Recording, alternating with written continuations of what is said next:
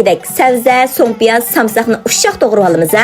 Uningdagi ozroq zanjil to'g'raymiz. Buning ketarlik materiallar tövendikidek. 8 quloqdan bir tal yaxshi ezilgan kovovchin uni ha.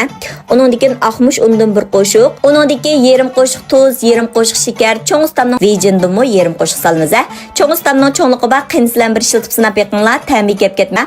Uningdagi yarim piyola suvga 4 qo'shiq qunaq kraxmal silib to'xtamay ilashtiramiz. Uningdagi bir tal tuxumni chiqib tekshi aralashtirib olamiz. Endi qozonga cho'ng chinda 2 chin suv qo'yib, abiyatdan to'g'rab olgan sabza, so'ng piyoz, samsaqlarni silib, rangining chiroyli chiqishi uchun uyimiz chanvaganlardan bir qo'shiq silib, rangini qizartib olamiz.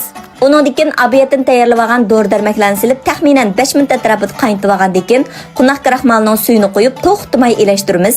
Rangining chiroyli chiqishi uchun lovchudan bir qo'shib qo'yamiz. Tuz ta'min tetib olgandan keyin ushaq to'g'ralgan ko'k qizil lazlarni silib, tuxumni videoda ko'rsatgandek oz-ozdan qo'yamiz. Yerimini qo'ydim ha. Endi bu ko'rib turganinglardek mushuna quyuq qalatga keldi. Buni taxminan 10 minut qaynatsak bo'ldi. Dukan ochadiganlar miqdorini qaytib bozorga chiqsanglar bo'ldi. Tanbek isil chiqdi jimi. O'rganib oldingizmi?